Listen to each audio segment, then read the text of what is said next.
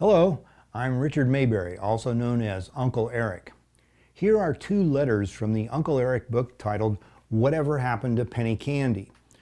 The first one begins, Dear Chris, in your last letter you asked me to explain inflation and recessions.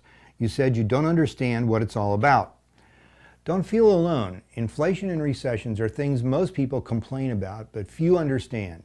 They know their careers, businesses, and investments are affected profoundly every day, but they don't know exactly how. As I explained, you'll not only learn important things about your future, but you'll be able to tell others about theirs. You'll also be much better able to become successful and stay successful because you'll know the hazards that are out there waiting to ambush you. As they say, forewarned is forearmed. Before you can understand inflation and recessions, you must understand money.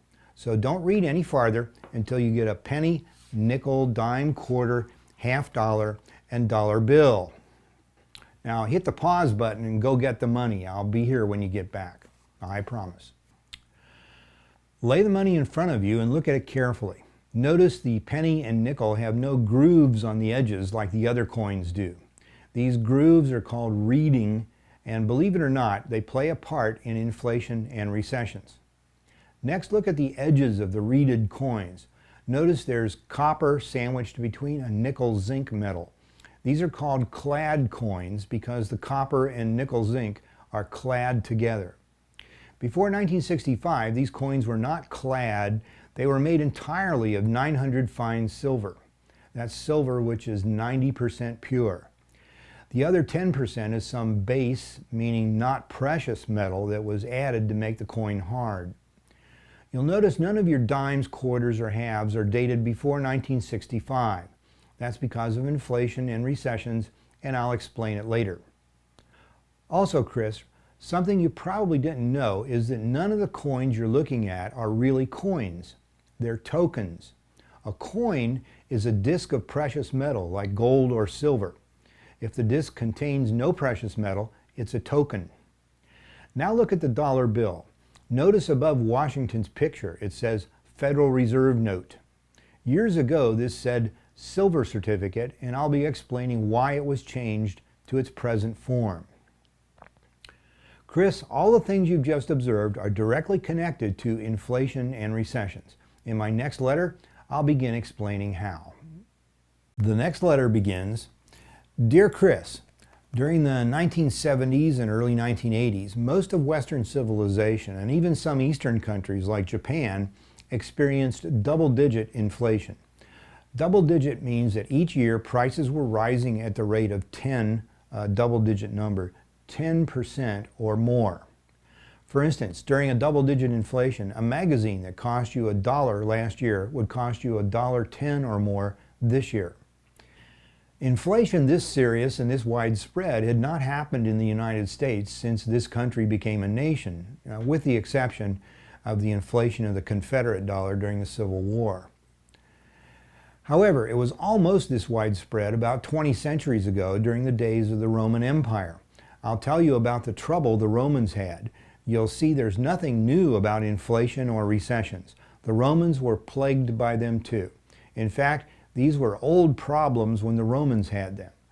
The Greeks had things messed up 5 centuries before the Romans did. In Rome, it all started with the government. The Roman government behaved pretty much like any other government. It had public works projects like road and bridge building. It had wars, and it also had welfare programs. A welfare program is the practice of giving things to poor people. Modern governments also have welfare for rich people, and that kind of welfare is called a subsidy. Unfortunately, the Roman government had a problem. It ran up against a law of economics. A law of economics is like a fact of life. It's something you have to live with because you can't change it. The law the Romans ran into is a big one. Its slang name is Tanstaffel, T-A-N-S-T-A-A-F-L, which means there ain't no such thing as a free lunch. Tanstaffel means that nothing of value is free. Someone must pay for it, if not with money, then with time and hard work. Tanstaffel was a popular saying during the Great Depression, and it's becoming popular again. The Roman government wanted tools, land, and gravel for its roads, and it had to pay for these things. It wanted horses and weapons for its soldiers to fight wars, and it had to pay for them. It wanted food and clothing for its welfare programs, and it had to pay for them too. There ain't no such thing as a free lunch, or Tannstoffel. The Roman government needed lots of money to buy the things it wanted. And the way all governments, including the Roman government, get the money they want is by taxing people. Taxing means taking money by force if necessary, and that's what the Roman government did. Tax, tax, tax, take, take, take. People do not like being taxed. They don't want the government to take their money. They hate taxes, everyone does, and the Roman people were no exception. The Roman government soon discovered a very unpleasant fact. When taxes get too high, people get mad enough to revolt and overthrow the government, as the colonists did during the American Revolution.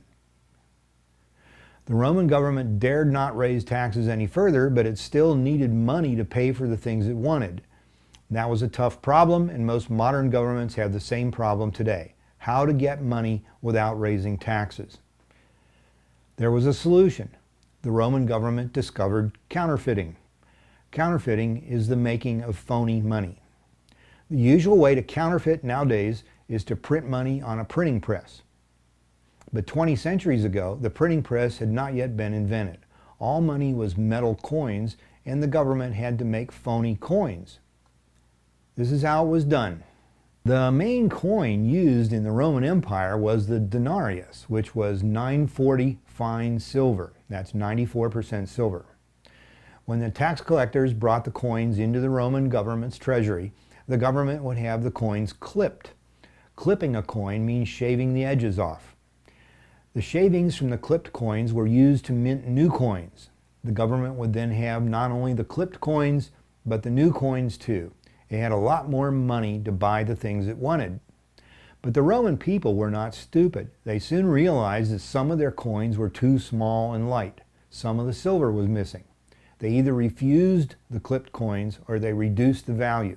For instance, if you wanted a loaf of bread and the price was 1 denarius, the baker would either refuse to accept a clipped coin or he would demand 2 clipped coins as a substitute for 1 whole coin.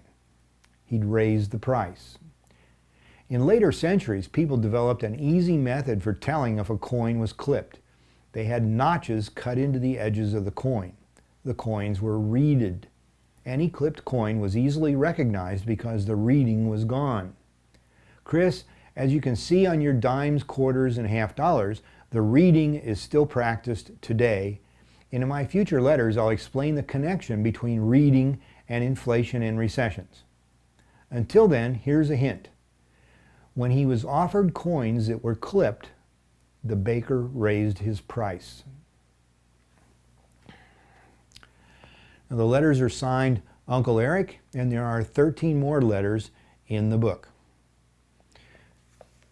Remember, if you feel like a cork on the ocean, pushed around by winds and currents you know nothing about, you can understand how the world works and thereby become the master of your fate.